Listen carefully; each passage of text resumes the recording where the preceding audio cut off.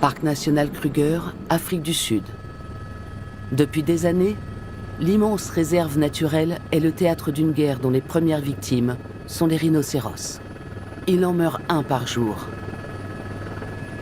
Des rangers comme Don English mènent un combat inégal contre les bandes de braconniers.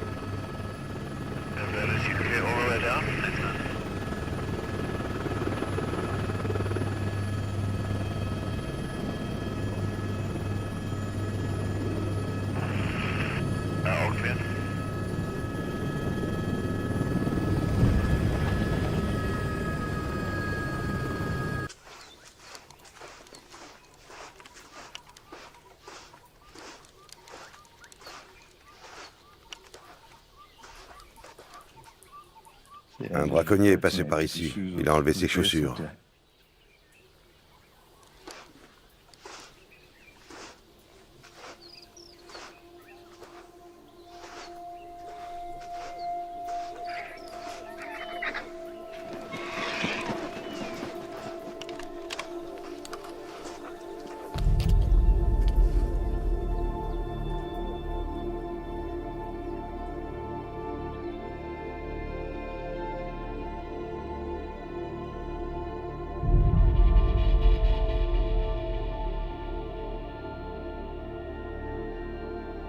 L'Afrique du Sud abrite la plus importante population de rhinocéros du continent. Le pays est devenu un haut lieu du braconnage. Sans nous, en un an, il n'y aurait plus de rhinocéros. Depuis 2021 et la fin des mesures de confinement liées à la pandémie de Covid-19, le nombre de rhinocéros abattus est monté en flèche. Les braconniers s'intéressent uniquement à leurs cornes, dont le prix au kilo sur le marché noir dépasse celui de l'or.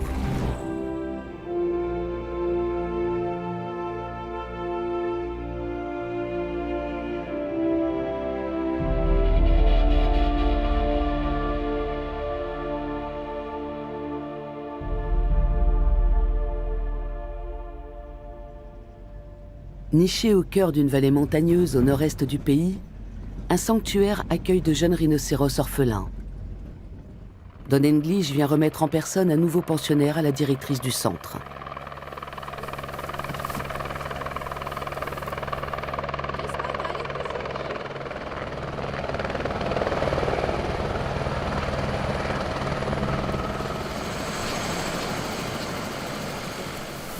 Allez, mon petit. Oui.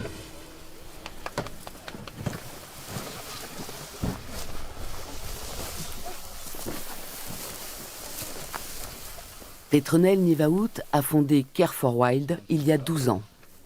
C'est aujourd'hui le plus grand orphelinat pour rhinocéros au monde.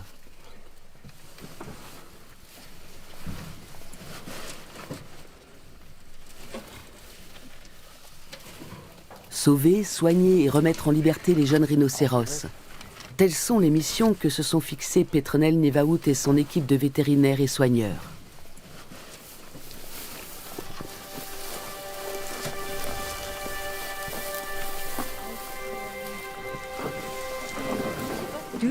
Nous sommes confrontés à une véritable épidémie. Mais nous manquons de données scientifiques, parce qu'aucune recherche n'a été menée à ce sujet. Nous fonctionnons de manière empirique, parce qu'il n'existe pas de mode d'emploi qui indiquerait la procédure à suivre. Le bandeau a glissé. C'est pas bon, ça.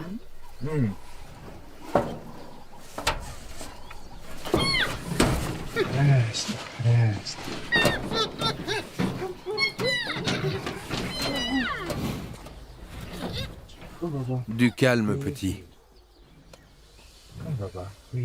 On est là pour t'aider.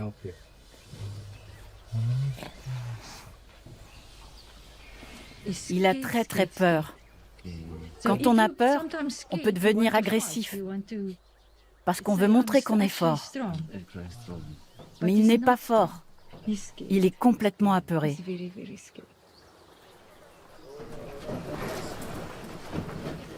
Assoiffé depuis 24 heures, le jeune rhinocéros est en état de déshydratation avancée. Pour le sauver, les soignants tentent de lui faire boire du lait chaud.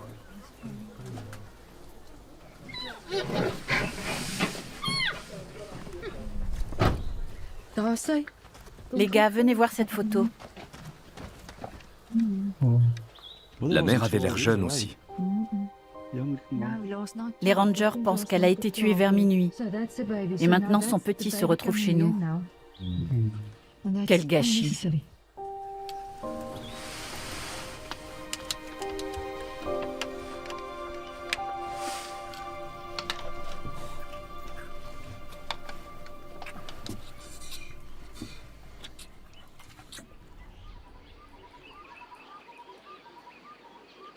En Afrique du Sud, les actes de braconnage ont atteint leur paroxysme en 2013. Les différents confinements liés à la pandémie de Covid-19 ont mis un frein à ces pratiques avant qu'elles ne repartent de plus belle en 2021.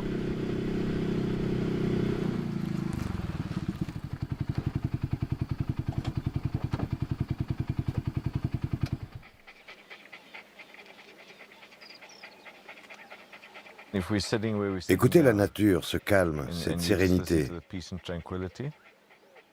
C'est pour ces moments-là qu'on fait ce métier. C'est pour vivre ça que tous les jeunes hommes veulent devenir rangers au parc national Kruger.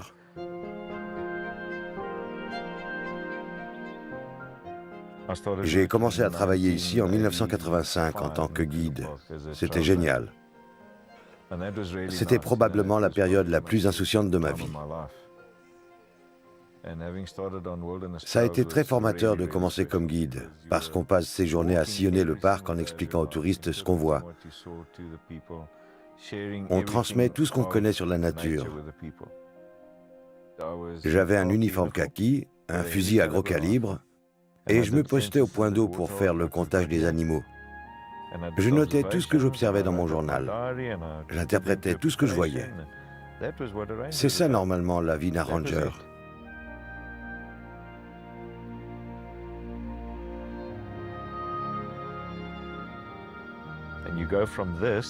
Et regardez où on en est aujourd'hui. 3, 2, 1, go! These drills will save your life in the future. If you listen to what I am saying and you take in what we are learning.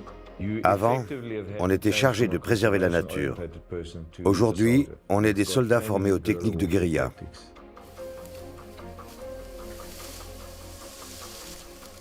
This position is an ambush position. La couleur de nos uniformes est passée de kaki à vert olive. Et pourquoi?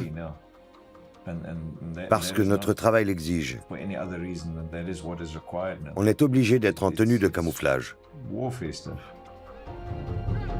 La militarisation du métier se reflète dans les chiffres.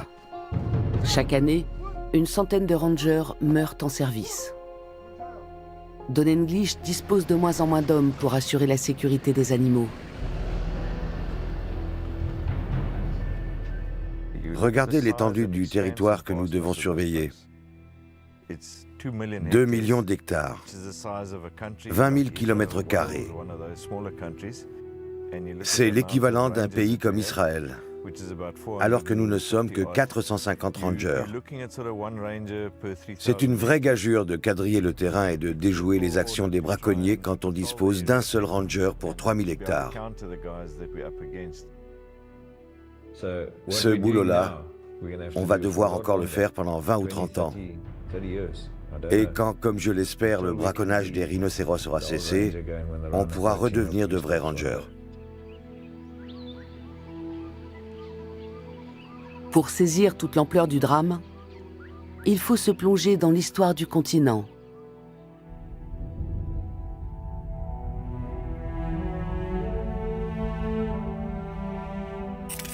Au début du XXe siècle, l'Afrique comptait plus de 500 000 rhinocéros. Mais les chasses sportives et vivrières, couplées à la destruction des habitats naturels, ont provoqué l'effondrement de la population. Vers 1945, l'espèce était pratiquement éteinte. Des plans de réintroduction rigoureux menés sur plusieurs décennies ont permis de stopper l'hémorragie et d'inverser la tendance. En 2008, 21 000 rhinocéros broutaient à nouveau dans la savane sud-africaine. Mais la parenthèse a été de courte durée. Avec l'essor économique des pays asiatiques, la demande en cornes explose. et le braconnage reprend de plus belle. Ces 10 dernières années, l'Afrique du Sud a perdu près de 70% de sa population de rhinocéros.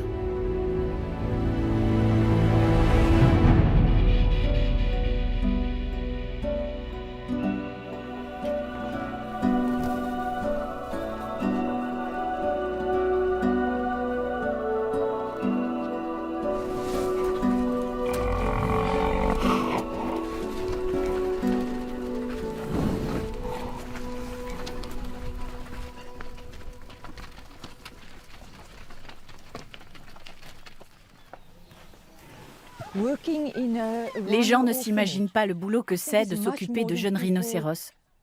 On est très loin des horaires de bureau. On commence tôt le matin et on travaille jusqu'au soir et parfois même une partie de la nuit, 7 jours sur 7. À partir du moment où on décide de recueillir un animal, on s'engage à s'en occuper à 100%.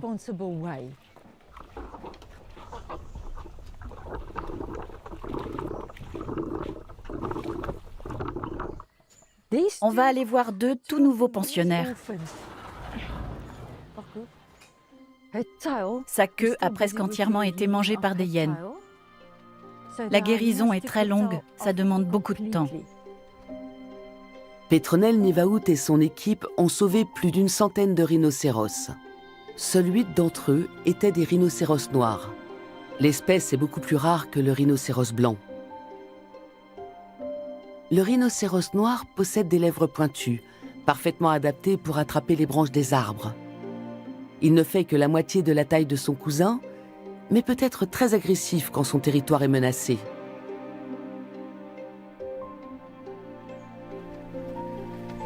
Allons dire bonjour à ces 3-là. Bonjour Ratou, Badger et Phoebe. Le rhinocéros noir fait partie des espèces en danger critique d'extinction. Si on n'est pas capable de sauver les rhinocéros, je me demande comment on va pouvoir sauver quoi que ce soit sur cette planète. Regardez-les, ce sont des animaux préhistoriques. C'est horrible ce qui lui est arrivé. Non seulement les braconniers ont abattu sa mère, mais ils ont aussi tué sa sœur. Je suis heureuse qu'on ait au moins réussi à le sauver lui. C'est vraiment terrible quand la douleur physique vient s'ajouter à la douleur émotionnelle.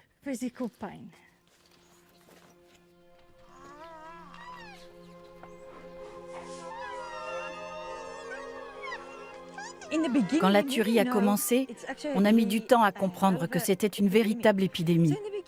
On a commencé par recueillir un rhinocéros, puis 2, et tout à coup, il y en a eu plein. J'ai compris qu'il nous fallait plus que 4 vigiles. Les braconniers tuent les rhinocéros pour leur couper les cornes, et ils éliminent quiconque se met en travers de leur chemin.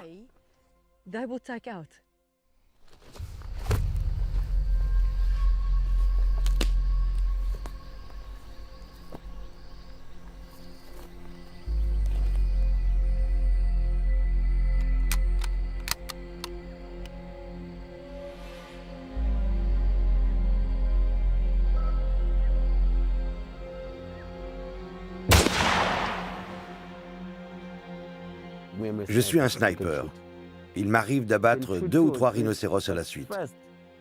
Je commence toujours par le plus gros. On ne peut pas couper la corne quand l'animal est encore en vie. Mais dès qu'il est mort, on coupe et on file à toute vitesse. 2 types de braconniers opèrent dans le parc Kruger. Les uns se déplacent en voiture, repèrent une cible, sortent du véhicule, l'abattent et repartent. Les autres se déplacent à pied. Je suis encore en activité. J'ai 5 équipes qui travaillent pour moi. En général, une équipe est composée de 3 à 5 personnes. Il y a le tireur, le pisteur et les hommes qui portent l'équipement nécessaire pour tuer le rhinocéros et lui couper la corne.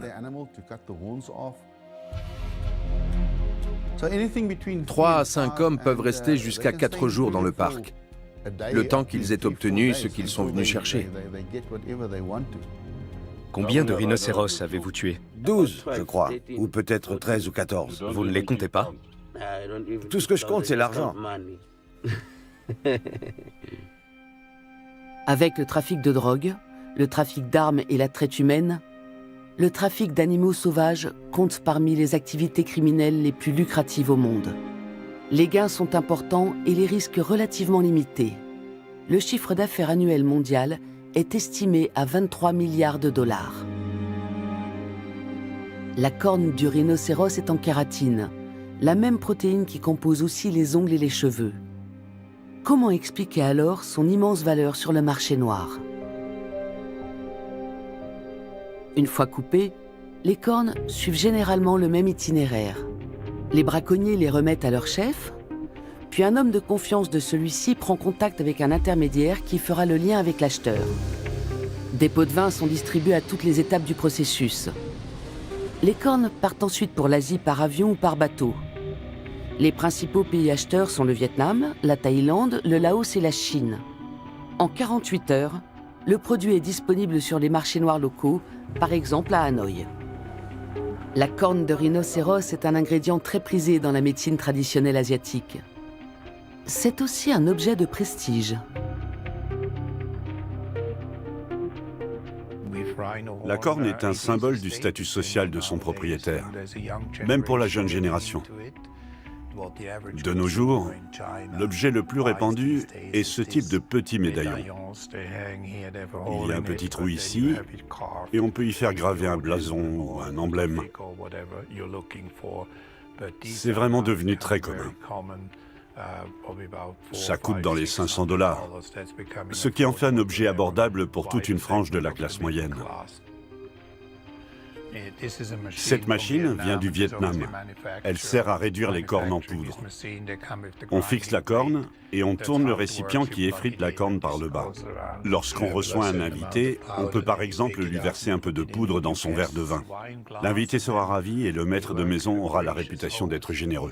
C'est pas plus compliqué que ça.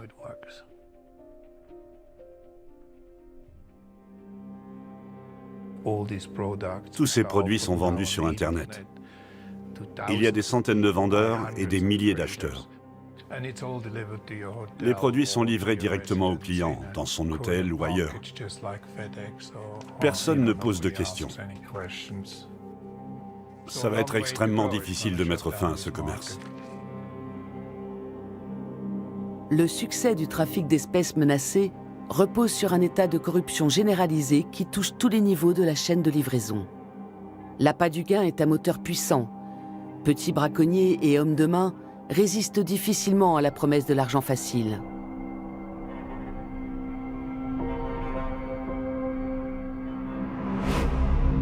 Dans les townships qui bordent le parc Kruger, le taux de chômage peut avoisiner les 60%.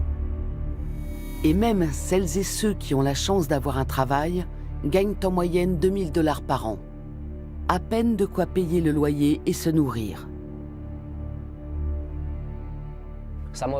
Certains se lancent dans le braconnage parce qu'ils aiment l'argent, mais d'autres le font parce qu'ils sont pauvres. L'argent qu'ils gagnent leur permet de construire une maison pour leur famille ou d'ouvrir un commerce. Je peux vous montrer des braconniers qui ont réussi dans la vie. Ils possèdent des magasins, des taxis. C'est à chacun de décider ce qu'il veut faire. Moi, j'ai choisi cette voie parce que j'aimais l'argent facile, parce que je pouvais en gagner beaucoup, et vite. Tout le monde ne partage pas la vision de l'ancien braconnier Colin. Le sergent Enoch Manedji est ranger au parc Kruger.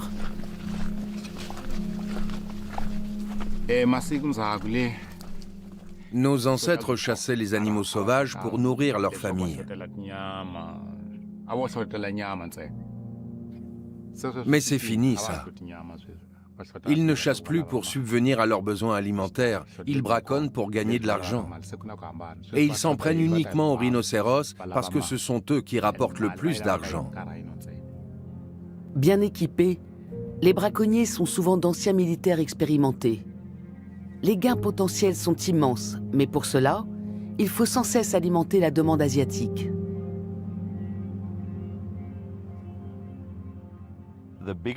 La méthode la plus efficace pour faire cesser ce trafic consiste à éliminer le maillon intermédiaire de la chaîne, c'est-à-dire les hommes qui font le lien entre les braconniers et les grands acheteurs internationaux.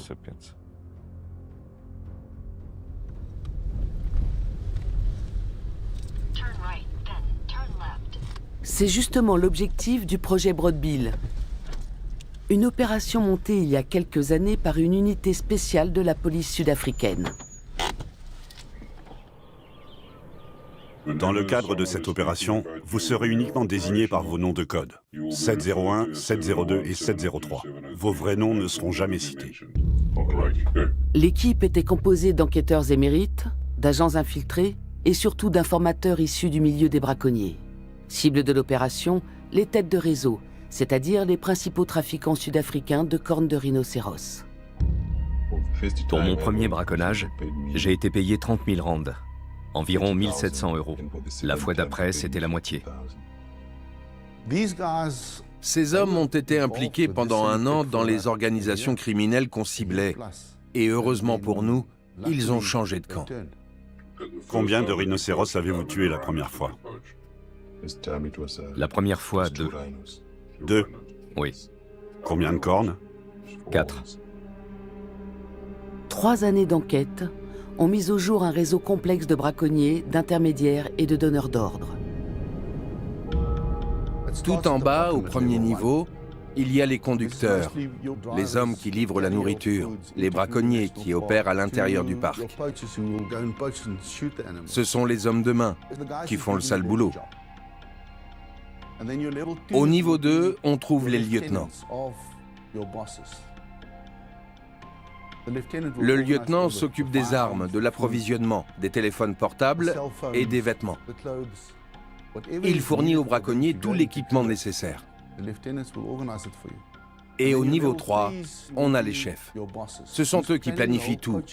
Nos cibles principales étaient Mshengu et Big Joe.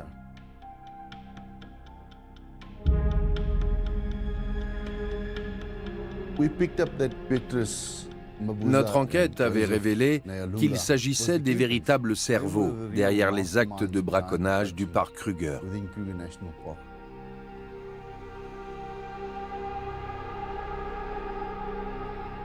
La présence d'une bande de braconniers a été signalée dans le parc. Une fois les équipes averties, tout doit aller très vite. Don English embarque avec des chiens de détection.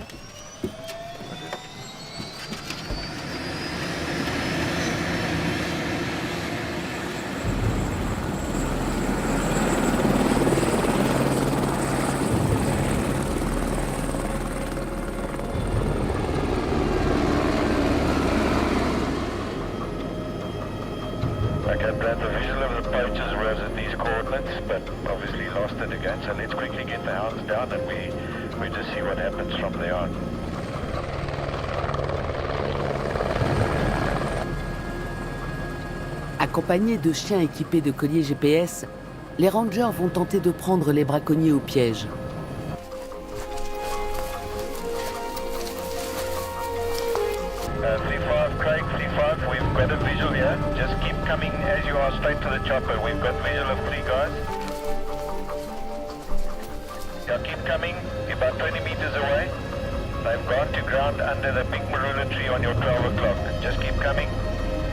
All right, just stand by, Craig. We'll just try and work out what's happened. Just stand by. Hang on, hang on. Okay, there, I see you got them.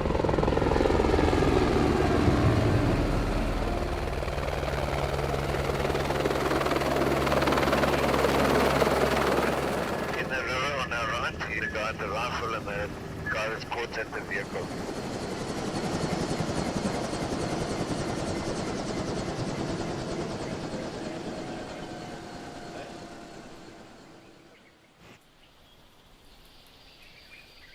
Ils ont dit de vous lever.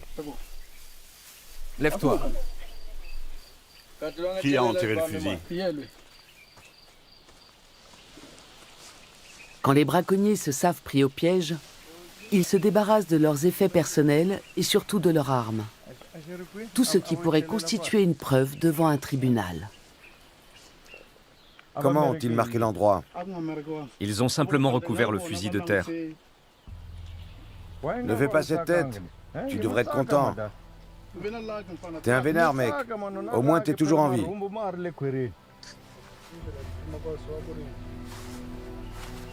Qu'est-ce qui s'est passé avec le fusil? C'est du papier alu. Pour le protéger de l'humidité, sinon il rouille.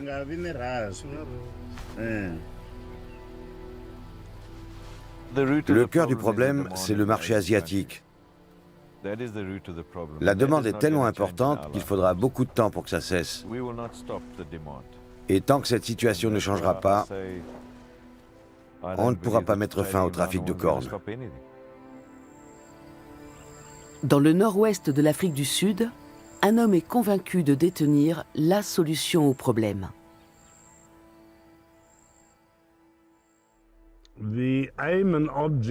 Mon projet consiste à élever des rhinocéros et à les protéger. J'ai acheté mon premier rhinocéros en 1993. Avant cette date, je n'en avais jamais croisé, et encore moins possédé ou chassé. J'en avais vu une seule fois de loin, au parc Kruger. Depuis, j'ai non seulement appris à les connaître, à découvrir leur personnalité, mais j'ai aussi pris la mesure du massacre dont ils étaient victimes. Ce qui se passe en Afrique est un véritable génocide.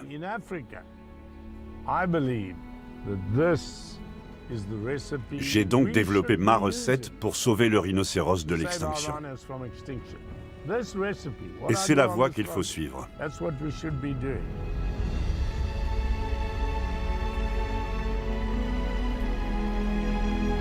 John Hume est aujourd'hui le plus grand propriétaire de rhinocéros au monde. Il en élève plus d'1 millier dans son ranch de 8400 hectares. Si l'entreprise est un succès, c'est au prix de millions de dollars d'investissement en infrastructures et en travaux de recherche. John Hume emploie également l'une des plus importantes milices privées d'Afrique du Sud. Ceci est l'aire d'alimentation de nos rhinocéros. Ils reçoivent environ 4 tonnes de compléments alimentaires par an, qui stimulent la reproduction et leur permettent d'avoir plus de petits. Ça coûte très cher, car plus il y a de rhinocéros, plus les frais d'entretien sont élevés. John Hume a investi plusieurs millions dans une serre exclusivement dédiée à la culture de plantes riches en protéines qui stimulent la croissance des cornes. Les frais de personnel et d'équipement sont conséquents, car le troupeau doit être nourri 3 fois par jour. Et bien sûr, les animaux ont besoin de suffisamment d'espace pour vivre dans de bonnes conditions. Chaque animal dispose d'environ 5000 mètres carrés. Ça leur permet de s'épanouir dans leur vie de rhinocéros sans se marcher les uns sur les autres.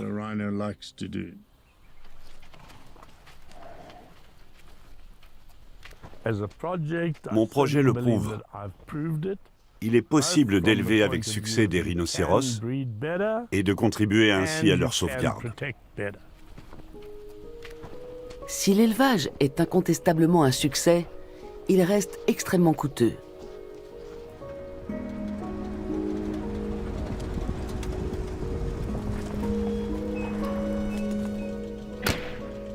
Du côté des défenseurs des animaux, la démarche de John Hume n'est pas perçue d'un bon œil. En particulier, depuis qu'il s'est mis à couper les cornes de ces rhinocéros. Pour leur propre sécurité, explique-t-il. L'opération n'est pas douloureuse et beaucoup moins stressante pour eux que la pratique très répandue qui consiste à les transférer dans d'autres parcs pour les mettre en sécurité. Couper la corne d'un rhinocéros ne lui fait pas mal et ne le stresse pas. Et elle repousse. En effet, la corne repousse de 6 à 10 cm par an. Une matière première renouvelable en quelque sorte. Sur le marché noir, 1 kilo de corne peut atteindre 20 000 $ et plus. Une fois qu'on a prélevé les cornes pour protéger le rhinocéros, on serait stupide de les garder chez soi à la maison. Certaines personnes sont prêtes à tuer pour mettre la main dessus. Mais il serait tout aussi bête de les stocker dans un entrepôt sécurisé, ce qui reviendrait très cher en loyer et en assurance. Alors pourquoi ne pas les vendre, si ça permet à l'espèce de survivre? C'est une question de bon sens. Tout le monde n'est pas de cet avis, loin de là.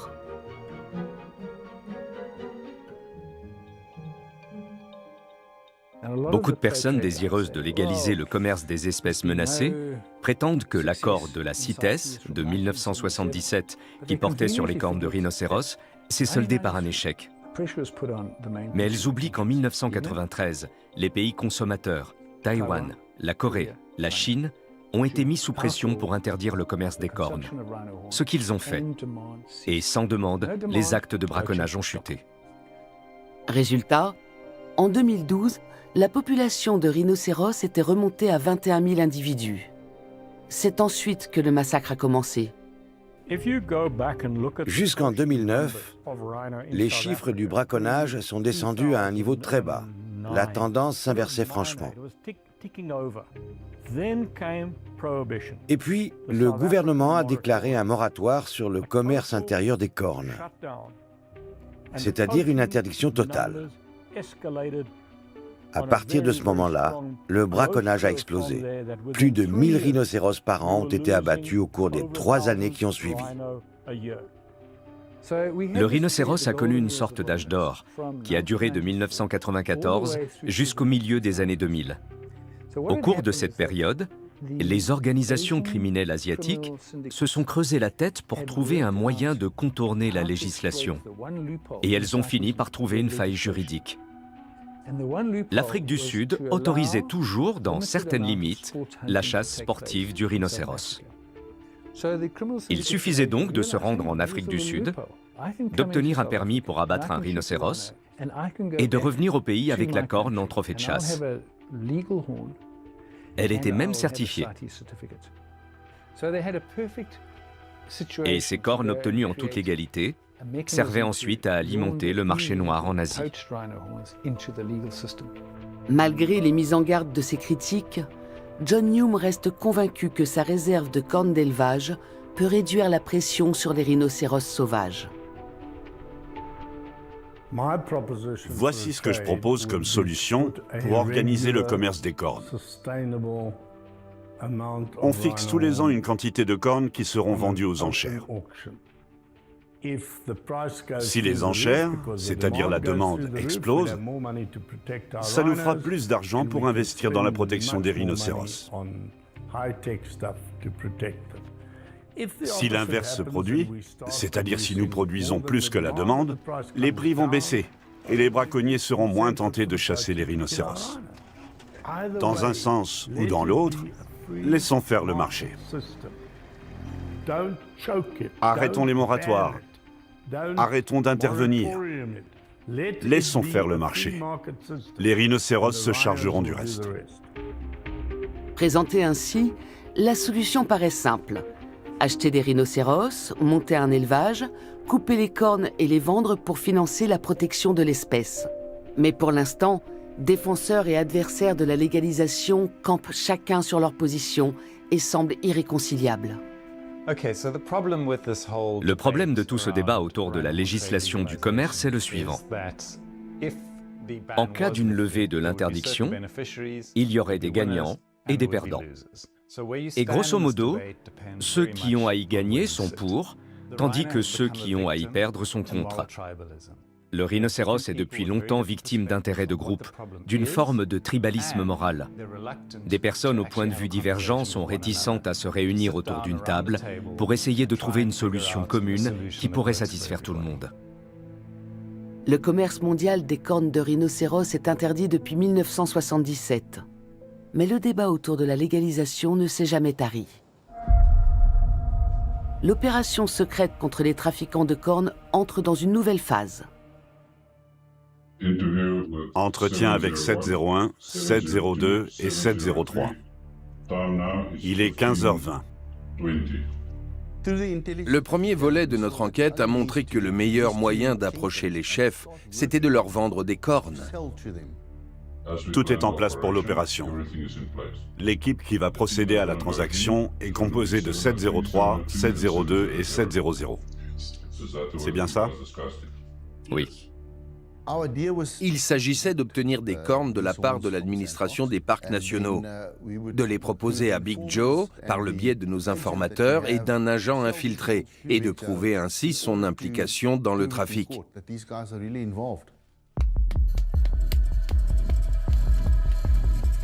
Dans ces situations, il faut réunir un maximum de preuves aussi rapidement que possible.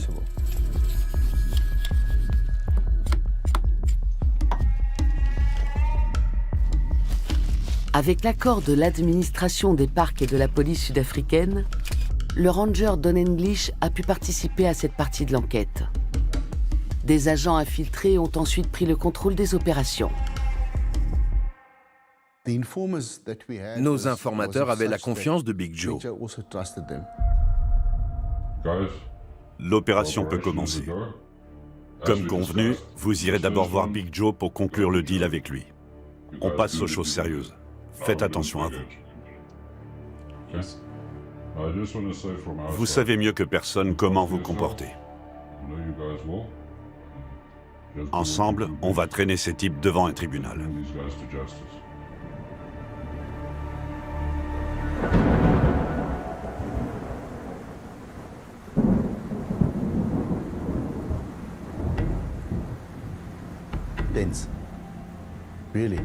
Ces situations sont extrêmement stressantes. Tu ne sais pas ce qui se passe à l'intérieur. Tu crains pour les vies de ton agent et de tes indices. Vu le passé criminel de Big Joe, il n'était pas exclu qu'il s'en prenne à notre agent ou même aux informateurs. Donc, il y avait de quoi être inquiet.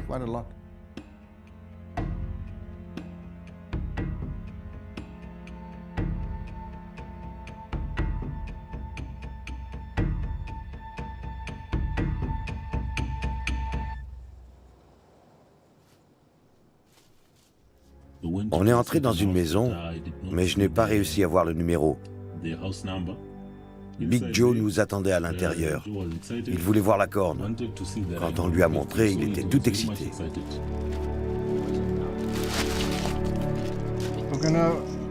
Il l'a payé combien? 64 800 rands, 3 600 €. Il était super content. Et il nous a dit qu'il serait ravi de retravailler avec nous. Il était vraiment enthousiaste. Avec tous les renseignements dont on disposait et les preuves qu'on avait réunies, il y avait de quoi monter un dossier d'accusation solide.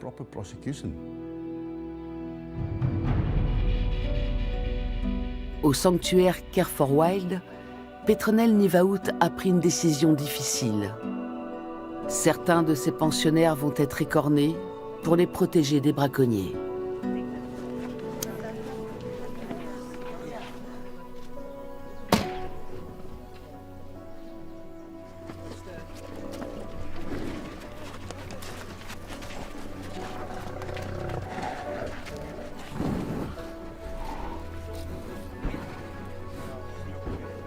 Lorsqu'un animal pèse 1,5 tonnes ou plus, les effets de l'anesthésie peuvent être dangereux.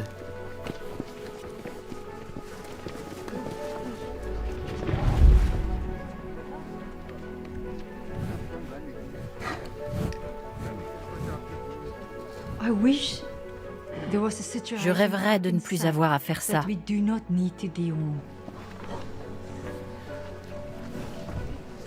Aucun animal ne devrait avoir à vivre ça.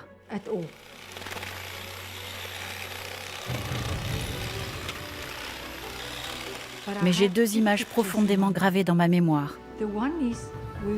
L'une nous montre assis autour d'un rhinocéros sous anesthésie pendant que le vétérinaire lui coupe la corne en prenant toutes les précautions possibles. Et l'autre montre un animal mort, le visage ensanglanté. Il a été tué pour sa corne.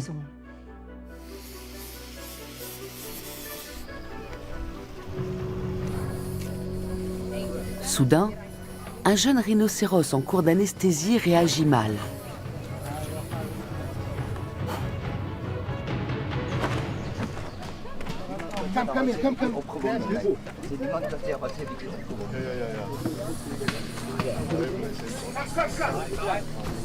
Oxygen, we need oxygen. Oxygen! Get oxygen. Oxygen in the car. Stand by, strong. With hand. You want me to keep going after that? Yeah, please. Give me this. It's got the heart rate. We can't tell with the breathing to hurt breathing. No, the heart's nice and strong.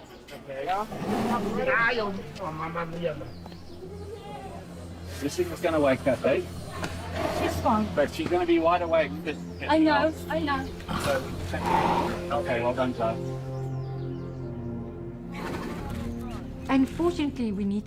Il faut malheureusement se faire à l'idée que même une petite corne comme celle d'un bébé rhinocéros vaut énormément d'argent sur le marché noir. C'est pour ça qu'ils tuent des adultes, mais aussi des juvéniles, parce que tout rapporte de l'argent. C'est aussi pour cette raison que le sanctuaire ne conserve pas les cornes coupées. La menace permanente d'une attaque de braconniers pèse sur le quotidien de Petronel Nivaout, de Don English et de tous ceux qui sont entraînés bien malgré eux dans cette guerre. Une guerre qui a déjà provoqué la mort d'un nombre considérable de rangers et d'écologistes. La charge psychologique est lourde. Dans l'équipe de Don English, plus d'un ranger souffre de syndrome de stress post-traumatique suite à des échanges de tirs. Et certains se demandent si le jeu en vaut vraiment la chandelle.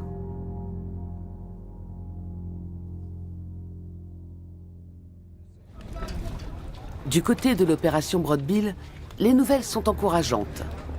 André Swart et ses enquêteurs disposent enfin de toutes les preuves nécessaires.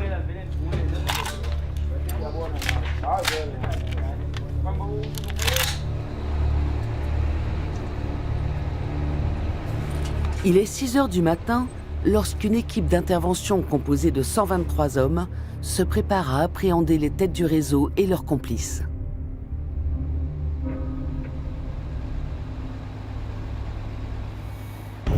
It's on!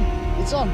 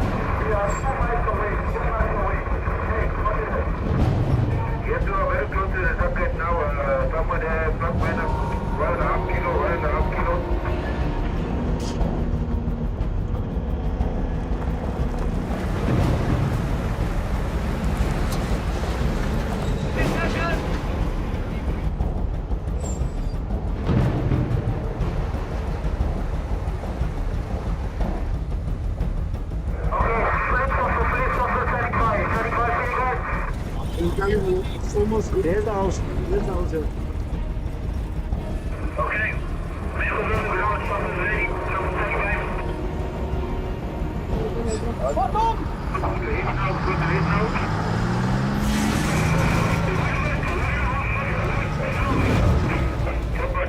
We are reading now.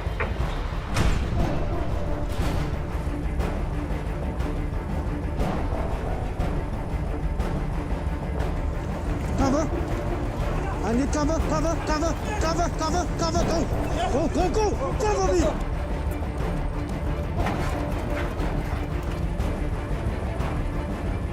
Oh! Oh! Someone! Check!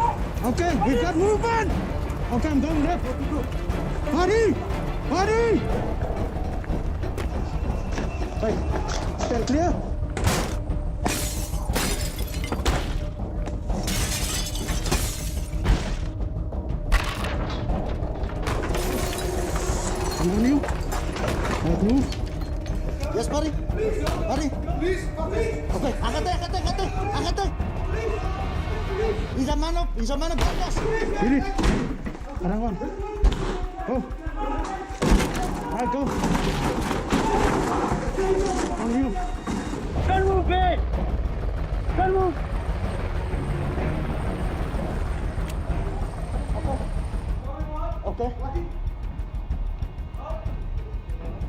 Police!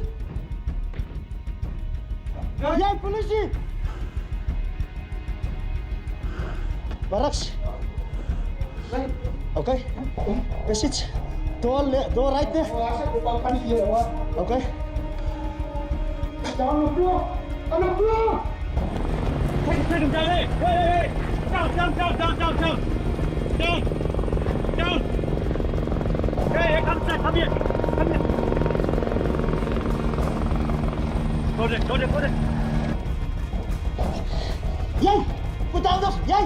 Put the fucking phone down! Yay! Put the fucking phone down! Yay! Fucking... Put the fucking phone down. Go down. Down. On the stomach. Oh, hold me.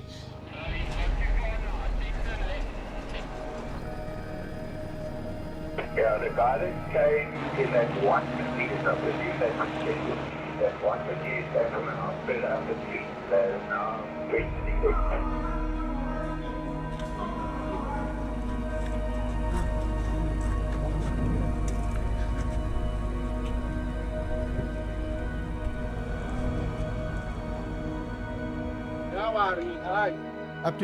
Ce jour-là,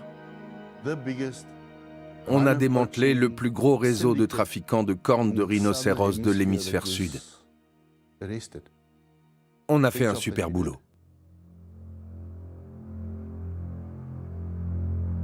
Pourtant, malgré des preuves écrasantes, les têtes du réseau Mchengu et Big Joe sont libérées sous caution. Et la date de leur procès ne cesse d'être reportée.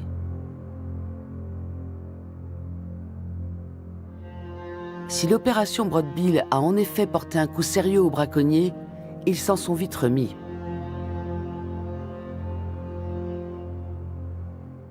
Depuis leur libération sous caution, les chefs sont passés dans la clandestinité. Ce qui nous inquiète, c'est qu'ils démarchent maintenant directement les rangers et d'autres employés du parc. Ils les utilisent pour obtenir des informations. Avec leur aide, ils infiltrent des braconniers dans nos rangs. Récemment, ils ont même embauché des rangers comme tireurs. Cette tactique a beaucoup progressé depuis leur remise en liberté. En 2021, les activités de Mchengu ont fini par le rattraper. Il meurt en pleine rue, criblé de balles par des inconnus. Ça fait longtemps maintenant que je travaille dans la police et ça fait mal de voir à quel point l'État sud-africain est gangréné par la corruption. Pas seulement les forces de l'ordre, toutes les administrations. C'est une tâche immense, mais nous devons nous y atteler. Il faut se débarrasser de tous ces types qui se font de l'argent en rendant des services aux criminels. La corruption de la justice sud-africaine affecte la conservation des espèces. En 10 ans, le pays a perdu 70% de ses rhinocéros. Mais Don English tient à rester optimiste. Je trouve quand même qu'on a réussi à inverser la tendance. Chaque année, le nombre de rhinocéros tués baisse. Alors oui, c'est probablement lié au fait qu'il y en a de moins en moins et que ça devient plus difficile de les abattre. Mais sans nous, les rangers, il n'y en aurait certainement plus du tout. En résumé, il faudrait que des gens aux valeurs et aux points de vue diamétralement opposés soient capables de s'asseoir autour d'une table pour réfléchir à une solution commune. Dans ce cas, il resterait de l'espoir. Mais en sommes-nous vraiment capables? Le sort des rhinocéros nous concerne tous. Et il est temps pour nous de le comprendre enfin. Il y a urgence. Si tu doutes du fait que tu vas gagner, alors remballe tes affaires et laisse ta place à quelqu'un qui a une attitude positive. On va gagner.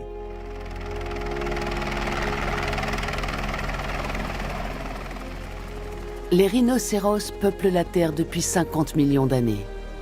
Seules 5 espèces ont survécu et toutes sont aujourd'hui menacées d'extinction. Mais leurs défenseurs refusent de baisser les bras et se battront jusqu'au dernier rhinocéros.